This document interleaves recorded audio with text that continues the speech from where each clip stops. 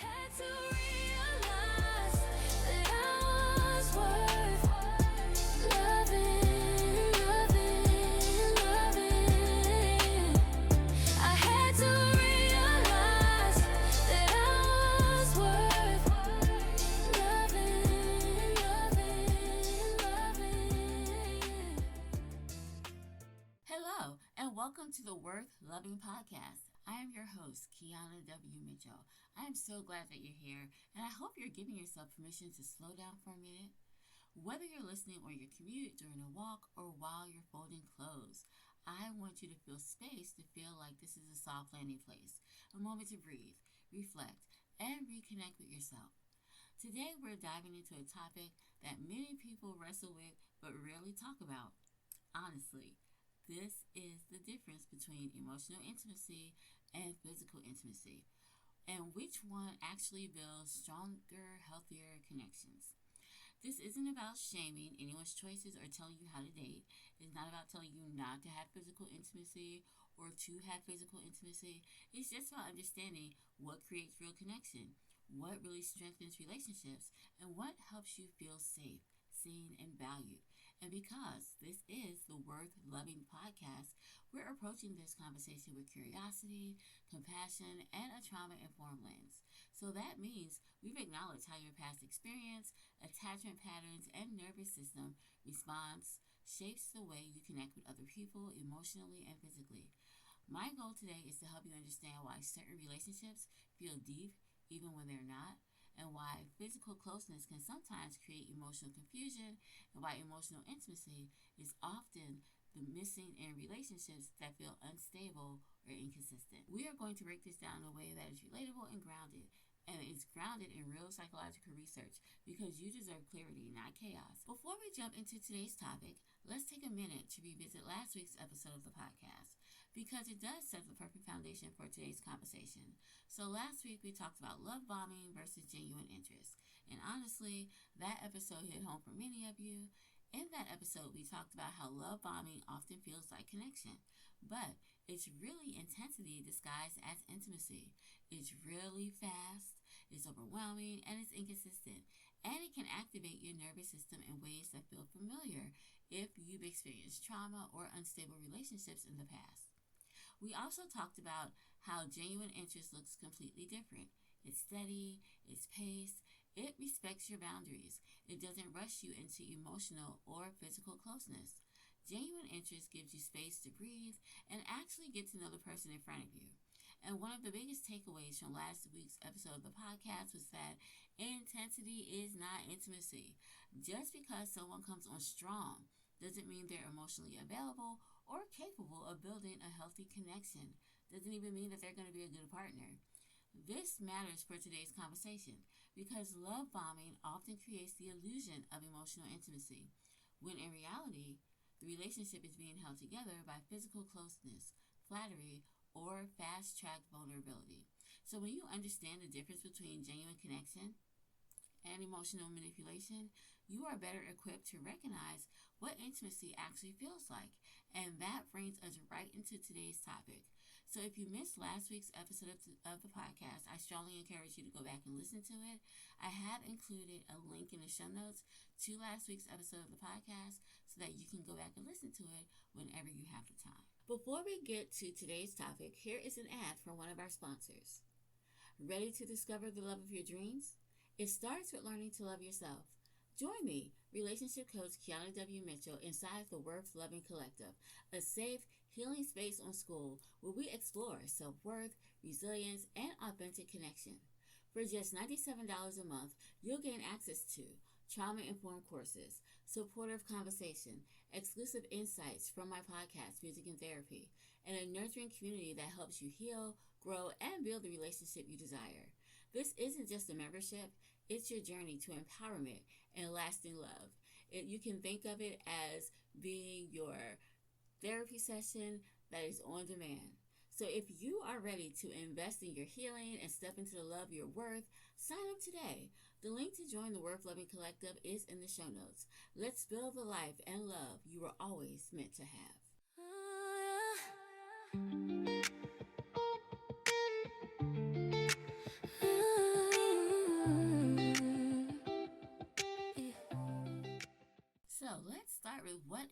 emotional intimacy, because emotional intimacy is the foundation of every relationship, romantic or otherwise. So this is why it's important for us to talk about it.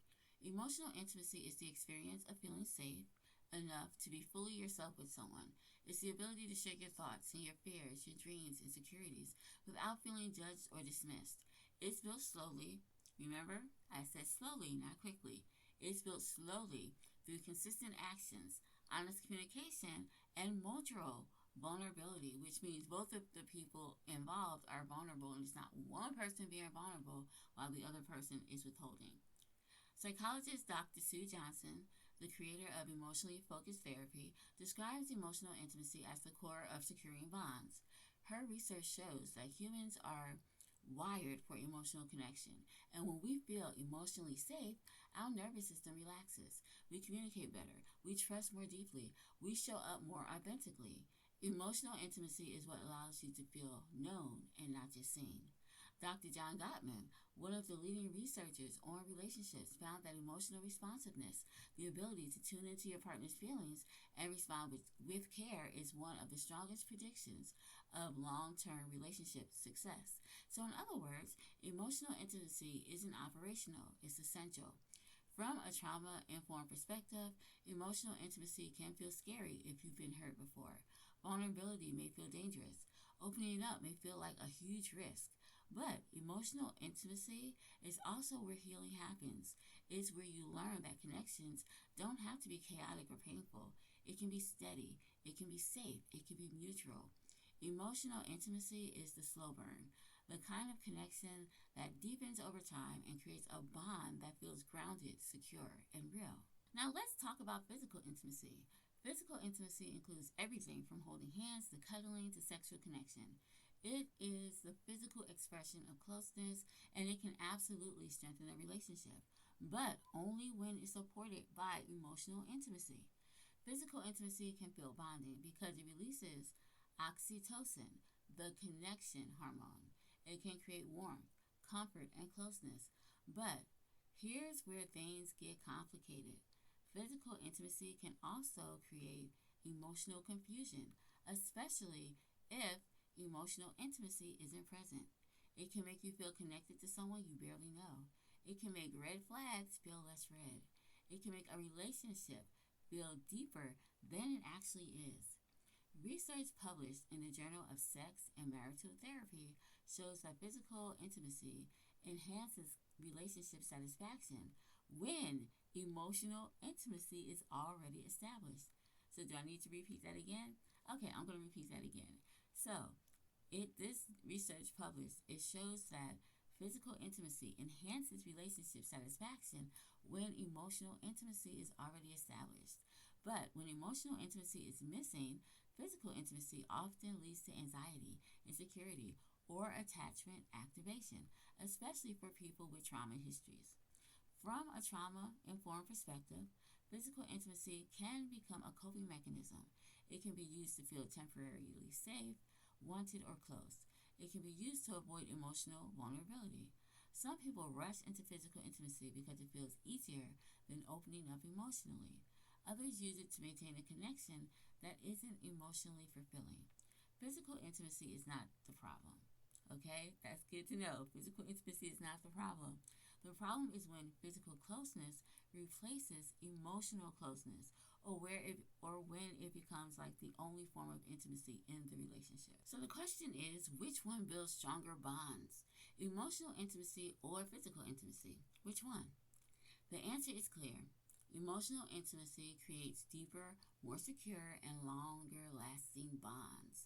Emotional intimacy builds trust, it builds safety, it builds a foundation that can hold the weight of real life, conflict, stress, change, growth. Physical intimacy can enhance a relationship, but it cannot sustain one on its own. Research from the Gottman Institute shows that emotional attunement, the ability to understand and respond to each other's emotional needs, is the strongest predictor of a relationship that is going to last, or the longevity of a relationship. It's not chemistry, it is not passion, it's not physical attraction, it's emotional connection, right? Like, who knew, right? But that's what it is, emotional connection. Attachment theory also supports this. Scholars like John Bowlby And Mary Answorth found that secure attachment is built through emotional responsiveness, not physical closeness. Emotional intimacy is what tells your nervous system, I'm safe here, it's okay. Physical intimacy can create temporary closeness, but emotional intimacy creates lasting connection. Physical intimacy can activate attachment, but emotional intimacy stabilizes it. Physical intimacy can feel bonding, but emotional intimacy is what actually bonds you. And here is the trauma informed truth. Many people confuse physical closeness with emotional closeness because physical intimacy can mimic the feeling of being emotionally connected, but the bond doesn't last unless emotional intimacy is present. Emotional intimacy is the glue. Physical intimacy is the sparkle. So both of them matters, okay? Both are important.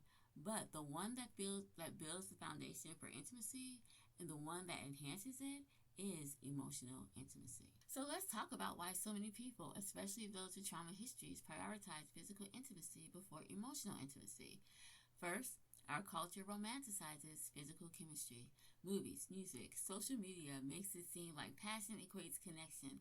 So we're taught, even at early ages, to chase sparks instead of stability. And when you're craving closeness, physical intimacy can feel like the fastest way to get it.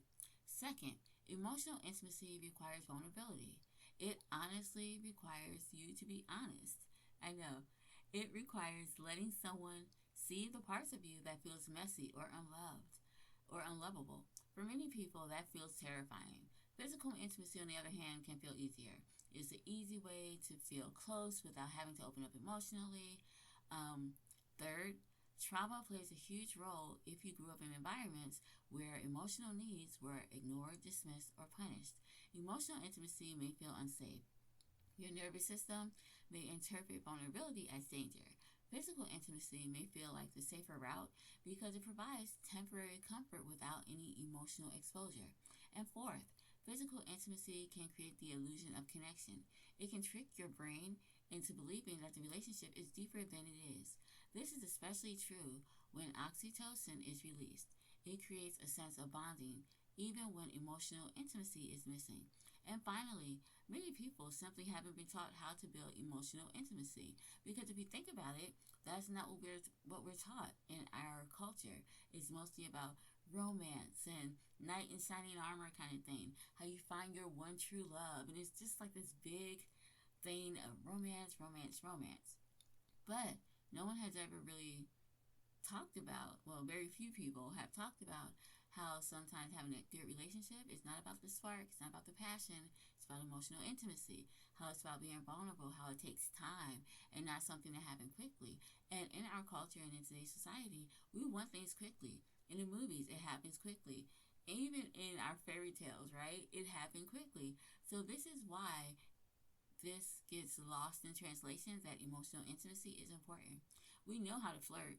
We know how to be physically affectionate. But emotional intimacy requires skills, communication, self awareness, boundaries that many of us were never taught. And just knowing this can help us approach ourselves with compassion and not judgment. So, if emotional intimacy is the foundation of healthy relationships, how do you build it? Especially if it's something you struggled with in the past. The first step is slowing down. Emotional intimacy takes time, it can't be rushed. Give yourself permission to move at a pace that feels safe for your nervous system. Second, ask deeper questions. Go beyond surface level conversation. Explore values, fears, dreams, boundaries, and emotional needs. Emotional intimacy grows when you allow yourself to be curious about the other person and when they show curiosity about you. Third, practice emotional honesty. Share how you feel, even when you feel uncomfortable.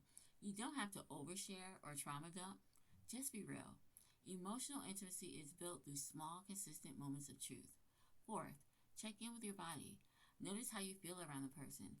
Do you feel relaxed or tense? Safe or on edge? Your body often knows the truth before your mind does. Fifth, set boundaries around physical intimacy.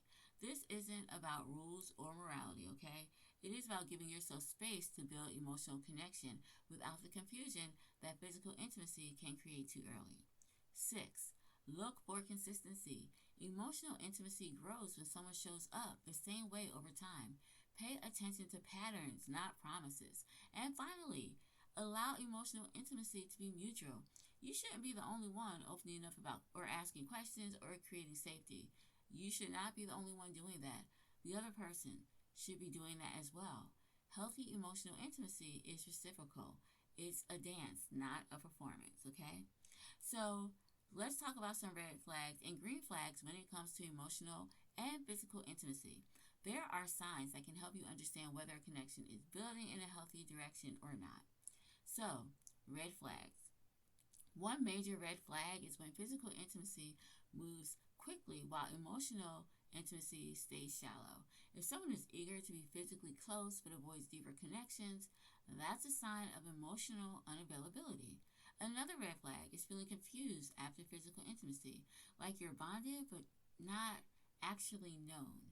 If you notice that physical closeness creates anxiety instead of clarity, that's worth paying attention to. Also, watch for inconsistency. If someone is affectionate one moment and distant the next, that's not emotional intimacy, that is emotional instability. Alright, so now for the green flags, right? If Okay, so for the green flags, emotional intimacy grows when someone shows up consistently. When they listen, they ask questions, they remember what you share, they don't rush you into anything, they make space for your feelings. So a green flag is when physical intimacy isn't used to replace emotional connection, but used to enhance it. Another green flag is feeling emotionally safe, like you can be yourself without fear or judgment. And one of the biggest green flags is mutual effort. Yes, mutual effort. Emotional intimacy is a two-way street. You shouldn't be the one carrying the whole load. These signs can help you understand whether a relationship is building real connection or just temporary closeness. Now, the song we're going to listen to today is called Second Guessing, and it's by our podcast artist, Emery Rose. The song is about a woman who is in the beginning stages of a new relationship, and she's starting to notice some red flags starting to appear in her relationship. So here's the song, Second Guessing.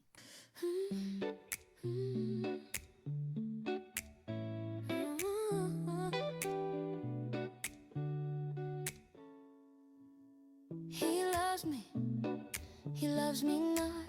I can't stop wondering what his intentions are for me.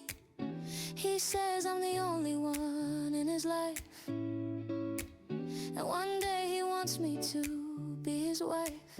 What am I supposed to think? Is he a sinner or a saint? He knows that I wanna wait before we do anything. Is he telling me lies to get what he wants? Should I take him at his word or disregard everything I've heard? What am I supposed to do? What am I supposed to do? What am I supposed to do? I'm second guessing. I'm second guessing. What am I supposed to do? What am I supposed to do? I'm second guessing. I'm second guessing. I'm starting to catch you in lies. That is no surprise. I knew it all the time. Are you being truthful? And I'm imagining things you've done. Everybody in my past broke my heart and made me cry. Are you just like them? Or are you different? What am I supposed to think? Is he a sinner or a saint? He knows that I wanna wait before we do anything. Is he telling me lies to get what he wants? Should I take him at his word or disregard everything I've heard? What am I supposed to do? What am I supposed to do? What am I supposed to do? I'm second guessing. I'm second guessing. What am I supposed to do? What am I supposed to do? I'm second guessing. I'm second guessing. My mind is in a fog. I don't know what to think. I just don't want to make a mistake. I feel paralyzed. I can't move. But if I don't break through, I could lose you.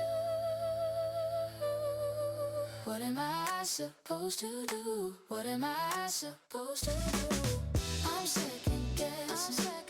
I'm second guessing. What am I supposed to do? What am I supposed to do? I'm second guessing. I'm second guessing. What am I supposed to do? What am I supposed to do? I'm second guessing. I'm second guessing. What am I supposed to do? What am I supposed to do? I'm second guessing. As we wrap up today's episode, I want to leave you with a few reflection questions to help you integrate what we talked about. These aren't meant to judge you or your relationship. They're meant to help you understand yourself more deeply. Ask yourself, do I feel emotionally safe with this person? Do I feel known or just wanted? Does physical intimacy bring clarity or confusion? Am I building connection or am I chasing closeness? Do I feel like I can be my full self here? Is this relationship growing at a pace that feels safe for me? These questions help you tune in to your emotional truth, not the story you want to believe, not the fantasy, not the potential, but the reality of how the relationship feels in your body and your heart. Remember, you deserve a connection that feels steady, safe, and real. You deserve emotional intimacy that supports you, not emotional confusion that drains you. And you deserve to build a relationship that honors your worth, your boundaries, and your healing. So remember that this week, and I want you to pay attention to how you feel when we talk about these relationships. And now that we know that emotional closeness and emotional intimacy is the foundation for relationships, I hope that can help you as you continue on your journey toward healing and building the relationship of your dreams. Thank you so much for spending time with me today, and I hope this episode gave you that clarity, that comfort, and a deeper understanding of what real intimacy looks like. Now, don't forget, tomorrow we do have our question and answer episode of the podcast, so look for that. But until then, I want you to take care of yourself, be gentle with your heart, and I will see you tomorrow on the question and answer episode on the Worth Loving podcast. All right, bye-bye. I had to realize that I was worth loving. I had to